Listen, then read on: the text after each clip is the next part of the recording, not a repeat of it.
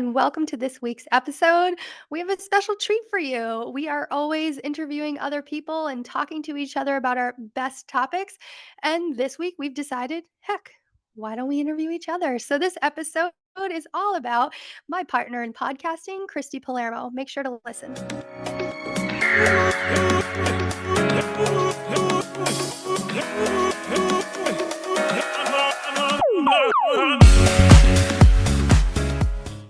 Hello, and welcome to another episode of Happy, Healthy, and Skeptical. And today we have a really fun conversation going. And we realized in talking that we interview other people and we've actually never interviewed ourselves to share with the listeners a little bit about who we are, why we started this podcast, where we get these crazy opinions. And we wanted to be able to talk a little bit about ourselves and share why we wanted to bring Happy, Healthy, and Skeptical to you guys. So I have the privilege of interviewing one partner of our partner podcast, and that is Christie Palermo.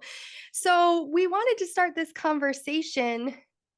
I want to give my personal intro of Christie because hers is different, and it's always nice to hear what someone else has to say about you. I think sometimes we're surprised. And Christie and I, if you've listened to this show before, then you're aware that we have known each other for quite a long time. If you've never listened before and this is your first time, well, first of all, welcome. And second, Christie and I have known each other since adolescence. I am not quite sure when we first met each other, but my memory is like 10, 11 years old. Probably it could have been earlier. We grew up in the same small town in Rhode Island. You have to, I guess at some point we have to give Barville a shout out because we do both come from there. And that's where we grew up. And we grew up pretty close, especially through high school. And you always have this memory of people that you grew up close to, of, what they look like. It's so funny. She actually told me the other day that she was gonna cut her hair short, and I was like, "That's actually how I always picture you." And I think we do that for a lot of people in our lives. There's one point in our lives where that form of them gets solidified, and that's how we think about them, whether or not they've grown into a different person. We just think of them that way. And the other thing outside of her haircut that I always remember about Christie is that she always has a smile on her face. However, she's not fake. It's not a fake smile. It's a genuine smile. And I think that really sets her apart from most people because most of the time, not to talk about myself, there's not any kind of smile on my face. It's not intentional, it just happens that way. So it always reminds me that there is a bright side to so many things. Yes, life can be hard, but there's always that silver lining that I truly think she looks for. And the other thing is she never says a negative thing about a person. She might say something that's truthful and that might be hard to hear, but she never says a negative thing. And I think so much of who she is brought to these conversations. So I'm excited for her to get to talk about herself a little bit. And I wanted to ask her, how would you want to be introduced, Christy? Well, thanks, Jen. It's so sweet. I know we've known each other forever, so it's just funny to hear what somebody else sees of you or thinks of you. Yeah. We've never actually talked about each other in that way, so it's just funny to be on the receiving end of starting one of these podcasts. So as everybody always seems to do, everybody gets a little fidgety and like, oh, thanks, when other people say Like, nice oh, shucks. things. Oh, but thank you. I know we go so far back. It takes me back to, I think of middle school with you when I don't remember exactly the first time or anything, but just around middle school time. So early stage in life where you're really coming into your own, developing, finding your true friends and going through some adolescence together, which is some major things, as we all know. Yeah, And so it's awesome that we've been able to come back around and now have an adult friendship too, for sure. with such a past behind us, and obviously growing up in the same town. So yeah, I mean, it's cool, I guess, to share some of my stuff. It's funny you say not talking, saying negative things about people, because I mean, we don't know how we ever come across to other people, but that's something I literally always say about my mom, is that my mom is one of those people that I've never heard her say something negative about anybody else ever. That's true. And And having known you and your mom is truly one of the sweetest people I have ever met. And she does exactly the same thing, and she's the kind of person, even on social media, if people follow me, if you ever see her name Jana, she is usually putting flowers or unicorns or smiley faces. She's, like, one of my biggest cheerleaders, honestly. I'm like, "Yeah, Nana Jana." I'm like, she's on there supporting all of your friends, which I think directly correlates to the type of person that you've become as an adult. Yes, so Nana Jana, oh, she's just a sweet soul. So she's a big part, obviously, of my life, being my mom. And so I always think of her when it comes to anything niceness and spreading cheer around. She's Yeah, like she the definitely happy spreads elf cheer. She forever. is. Whenever I have a notification, I'm like, "Yes, that's the pick me up I needed." Yes, exactly.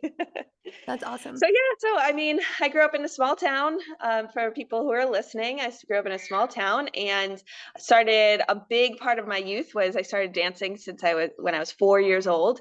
And as I got a little bit older, I started to get more heavily into it. And so dance was just everything as I grew up. And I was painfully shy. That's not something I talk about much either, but painfully shy as a kid. Like I very much think of myself as like whoever was my close friend at the time as a young kid, very much being in their shadow and just always being the silent person and observing, not really trusting my own thoughts. I don't think I really had my own thoughts that I can remember until being older, because I didn't like to speak up. And I feel like for me, dance was a big part of an outlet that I learned to trust people in a close proximity there, and be myself and be silly and, laying down with my head on the floor and just being. I remember that being a silly thing I used to do for some reason, and finding that silly side of myself and being able to see that that could be let out too, Mhm. and that she had a voice too. And so then as I grew into adolescence and then high school and being able to find my own voice, I feel like dance was so important in that aspect. And it's funny to like reflect on that and talk about it because it's not Yeah. something I think about and talk about very often. Well, and I think for um, me, what I hear you say is so what's so funny, and I guess we've never maybe made this connection and maybe have, is my mom forced me into dance at that not forced, like it wasn't against my will, but I was put into dance because I was so attached and shy at that time is my mom wanted me to kind of, break out of that uncomfortable shell where like I didn't want to speak to anyone unless you were my mother or my father. Like, I didn't want to be there, I didn't wanna be by myself, so as you're saying that, I was like, I can highly relate to that, and for anyone listening, if they have kids that are also like that, first of all, that's okay if that's their personality, but if you're trying to find something where they might be comfortable, I highly recommend seeing if they're mhm, comfortable performing, and not maybe for mhm. other people, even just for themselves, but having that dance Right. outlet.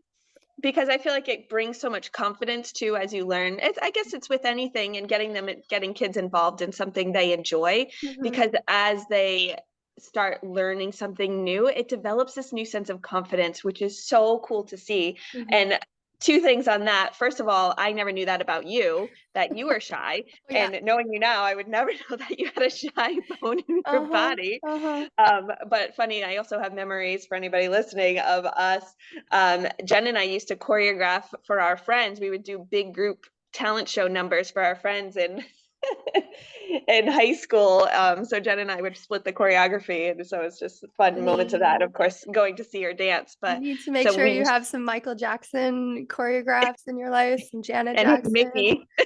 some Hey Mickey. I mean, those were the good old days. Those were. So I just have such great memories of dance with Jen. Mhm. So it's just cool to see how you got into it Yeah. too. Well, I think what's But interesting, not to cut you off, but what you had said about being shy is you're also a middle child, a middle mm, child of girls. Do you think that affected anything as a kid? hmm. Probably, I mean, I'm sure it does. I always say I became a performer because I'm a middle child. I needed to like, hello, Pay attention to pay me. attention to me. But I think I just as I grew to into dance, and I was never the best one for a long time. I was always just kind of okay at it, but I really loved learning about what I could do and like how fun it was. And I remember being young and realizing how much I loved to be on stage and like smiling huge even when I was super little, and loving being on stage. And I was like, okay, I'm gonna keep going with this. And I ended up going to college for it and performing professionally, for anybody that doesn't know much of my story. But I forgot your question now. But oh, being a middle child. Being a middle child. But yeah, I mean, I'm sure that plays a part too. Is just, I mean, my sisters are both wonderful, wonderful. They were, as girls, but now women in themselves, and just two people that I look up to and have done such awesome things with their careers and their lives. But I don't think I was ever like, and I know this is not what you were suggesting, but I don't think I was ever like, what's the word I'm looking for? Mm, like I was never in their shadow, like they were, Neglected or yeah. yeah, or anything like silenced in Yeah. that way. It was just, I was just a shy kid. I just didn't want to talk to anybody. Um, it's just, that was I think it. you used the right word, right? Things like that build your confidence and that self-confidence. Some people can look at a lot of negative and say, dancers have so much body shame, but if you're able to get with the right mentor and the right teacher that will instill in you, like you said, you didn't have to be the best and you still had an amazing performance career. It's this idea of building confidence and self-worth in yourself and finding the thing. Dance might be for someone and not for someone else. So finding the one thing that, like, when you do it, that's your light, that's your power, and you feel joy, like, it energizes you, not something that's extremely draining in more ways than one. Right. And I think a big part of it too is the discipline, which I think that can go for any sport or martial arts or whatever it is that, or even an adult. I keep saying kids, but even as an adult starting to try something new. Mhm, But as a kid, I liked the discipline of it and I liked the structure.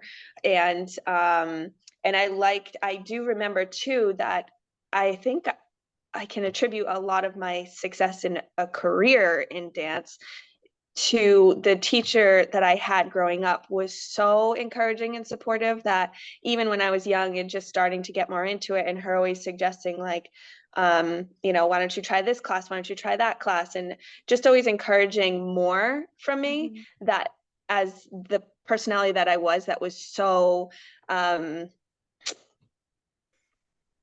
I'm trying to think of a good word for that too.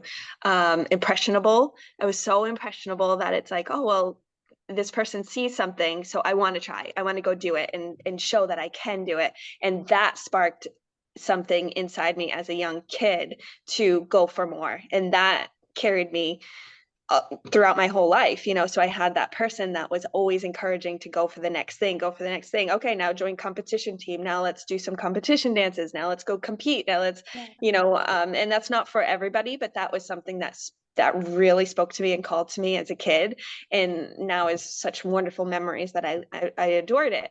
And so before, when I say I had something else to add on to that too, is right now we just started our two of our kids, or actually, sorry, all three.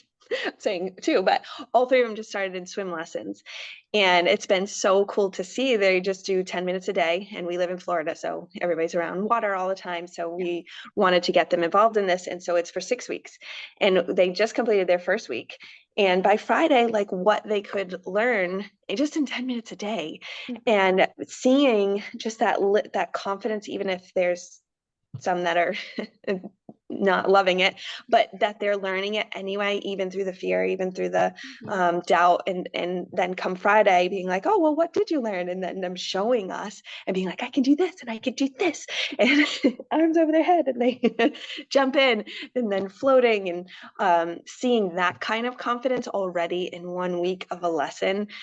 So it doesn't, I don't know that it matters what the thing is, Yeah. but just being that they can learn something new. Even when, and I start to tell them, like, a lot of times our heads are going to tell us we can't do something, and we can prove ourselves wrong. And so being, 4, 2, and 11 months, that I can start to teach them that, like, it's okay to feel that fear and be really scared, but you know what, we can be brave at the same time as feeling all that. And look at what you learned something new, and it's so exciting. And that like really sparks some confidence, and they walk a little taller that after they're done, and Yeah. so seeing that, dance did that for me, but now seeing that just in 1 week of lessons where they've never had any type of coaching yet Mhm. in that way, one-on-one for Yeah. themselves. Well, I think for Um, you, what I'm hearing is the two piece. It's that idea of having someone that believes in you sometimes more than you believe in yourself, right? And I think you've had that in more than one time in your life. And if you don't have that right support, finding the right type, there not everyone is for everyone.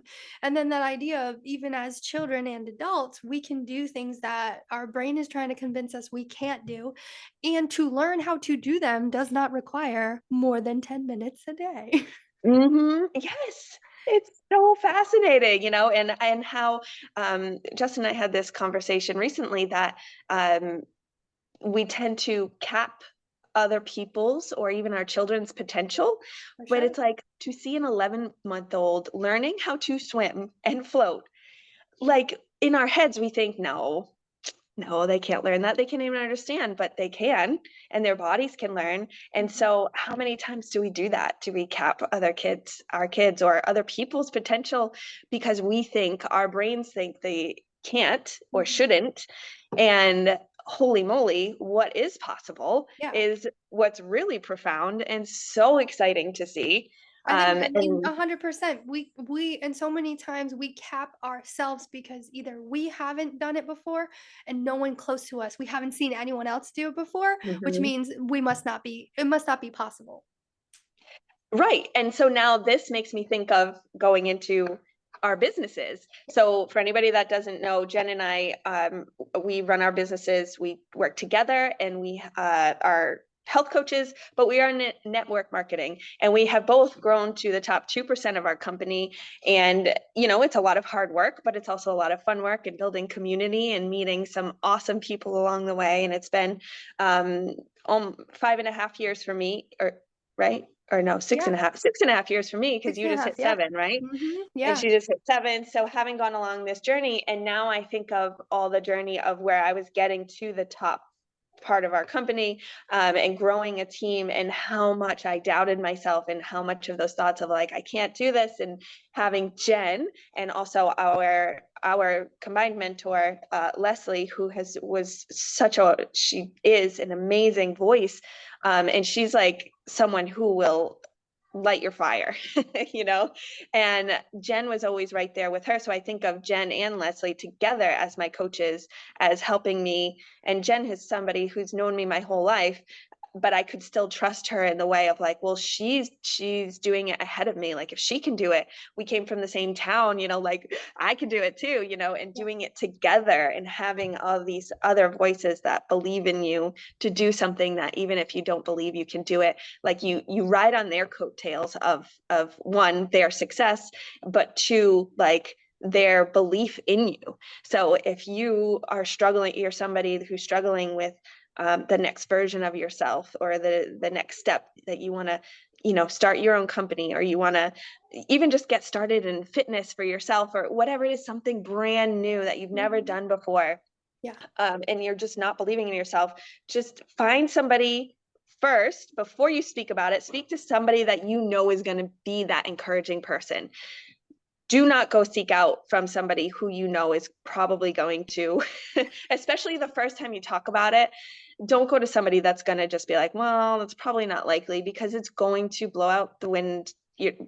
Blow up. I'm trying to say blow the The wind out of your wind from sails. your sails. It will it will You guys know what I'm trying to say. Yes. And that's not going to help you. So look for the right people. And if you need someone, Jen and love those kind of conversations to absolutely, support you, encourage you. I like to say hype person, but it's way more than hype, because Yeah. it's true, like support. Like, okay, let's also figure out how to make it happen, Yeah. and wanting to encourage, because that can be, I mean, thinking of moments in my life, like, again, having that support has changed the trajectory of my life. And then I think of other conversations I've had, of ideas maybe I've had, that a person like totally shot it down, and now I look back and I'm like, I never actually did do that thing either, because I was the impressionable person that was like, oh man, it's really not a good idea, and let it go, Yeah. because I talked to the wrong person about it, which is Yeah. terrible, and on me, of course it's Yeah. on me for not going for it. But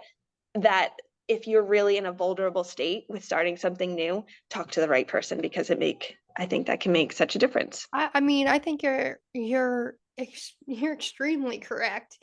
because so many times when people are starting something new, right, they want other people's opinions. They want somebody to co-sign that they're doing the right thing. And at that point in time, we truly need to stop seeking the validation of people that are doing less than us, and they've been too afraid to try anything new. Don't ask those people for their opinion Mhm. because they are the naysayers. They don't have the belief in themselves, so they're definitely not going to have the belief in you. And we're looking for validation or co-signing from them, and we already know they're not. So sometimes we're looking for an out. Well, they told me that I'm not able to do it. So, you know what? I was right. I probably shouldn't try. I shouldn't try that new network marketing business because everybody knows about, they think they know everything, or I shouldn't try that. I shouldn't open that new restaurant or whatever it is, or I shouldn't have kids because, this other person I know hates her kids. Like there's so many different things. Stop seeking the validation of people that are doing less than you, or they're doing what you're doing and they're not doing it great. So, for you guys to understand how Christy and I have both got to this point, she had mentioned that we both are owners of our own network marketing business. And so I would say, so it was 2017. So Christy and I had been friends all through, adolescence. And then we graduated high school and we went our separate ways. Not, hey, we're done being friends. We're just in different places in our lives. And we both experienced, I think, a lot more than the average bear, maybe, in living in different states, traveling different places. And what's funny is the people that are meant to be in your life always come back in one way or the other. And I remember, like she said, she had joined me about 6 or 7 months into my business. I said yes to my business on March 30th, 2017. And at the time, I was working in retail corporate. And the woman that she mentioned is Leslie Humphrey. We do have a podcast with her, and I highly recommend those 2 episodes. Go back and listen to those.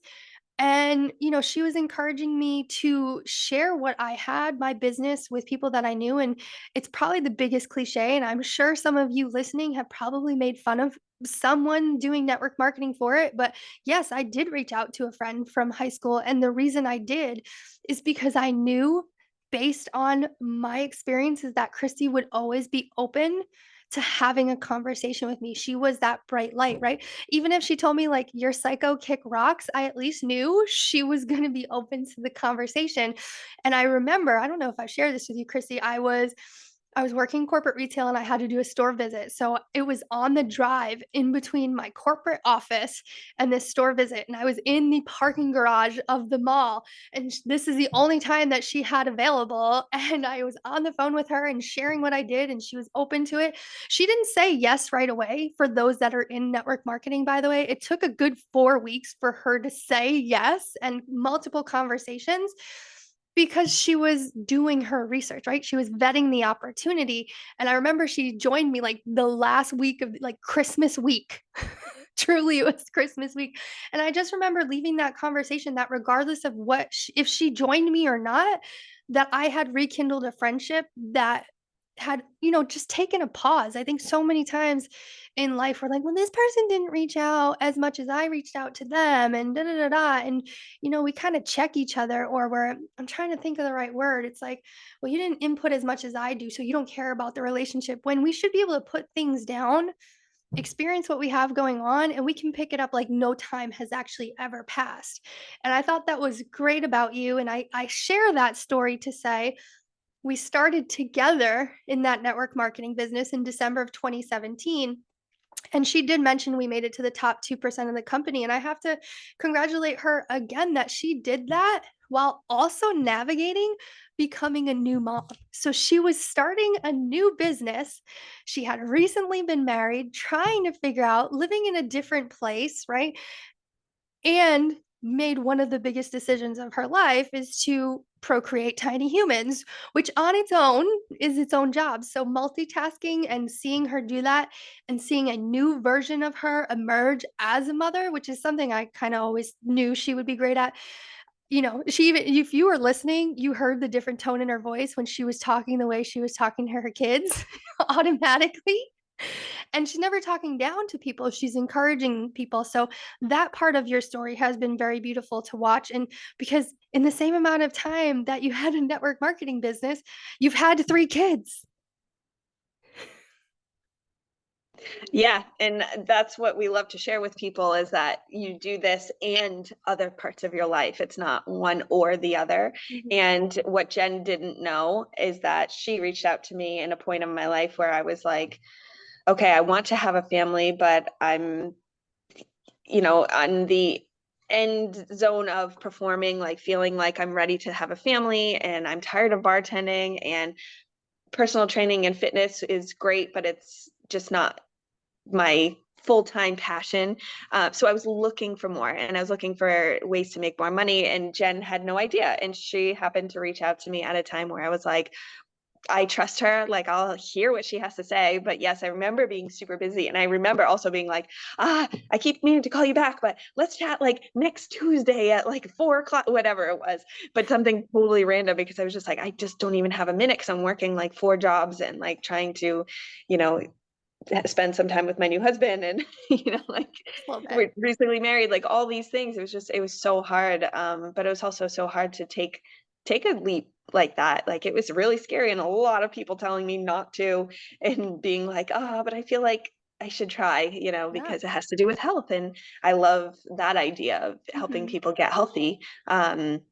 So I jumped in, and it was terrifying. But it's been quite a journey to be able to go along with it. Yeah, with raising now, having 3 kids, and going along it with and us having babies at the same time. Like it's been really special, and being able to help other moms in that way too. That now we can experience it from this place as moms, and being able to help other moms and okay, what can we do to feel better, feel a little bit more energy, focus on ourselves for a moment through the day, which Yeah. is so hard to do.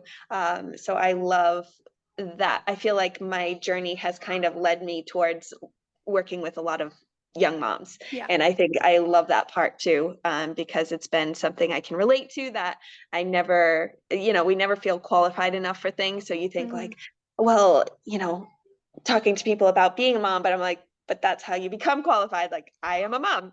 Yeah. So Yeah. Period. I The am now end. qualified.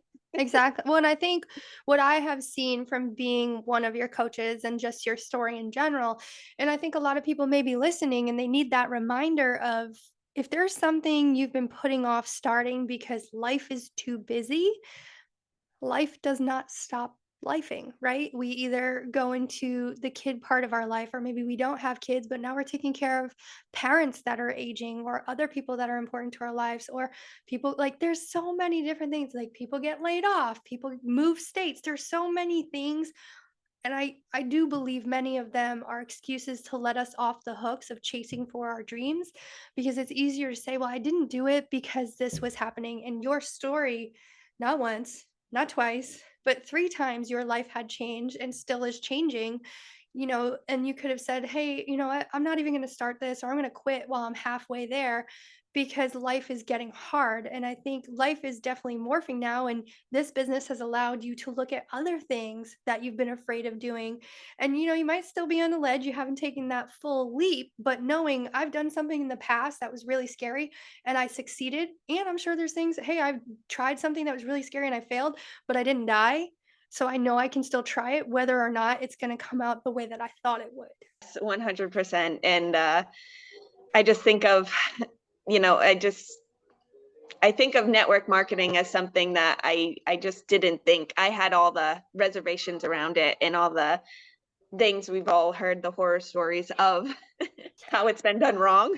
Hmm. So it's been such a delight to Delight. to to find out the truth in it, and that it can be led from a place of um a place of truth, that it doesn't have to be all that negative of what it's been in the past and the way it's done wrong in the past. Like it can be a beautiful thing for yourself, for your business, I mean for your family is what I want to say, for yourself, for your family, for growth. Holy moly, like the growth, I think seeing you too emerge as the leader, that like I always knew you were a leader even in middle school, but like seeing how you lead people, because it's still a journey that we have to learn how to lead people in a way that how we can relate to all kinds of personalities, and seeing the people we've coached and seeing them become leaders has been unbelievable. I feel like that's,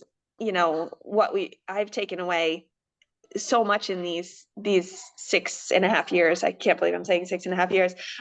Seeing that and like finding a community of people that are that same way, and that we want Mhm. to debunk truths, or falsehoods, I should say, of things that aren't true, because people just don't know, and when it comes to the base of it, is that we all just want to help others, and we want to help other people succeed. We want to help people feel good, and to have found something that's based in that has been so, so, so rewarding, and way more of a reward than I ever would have expected.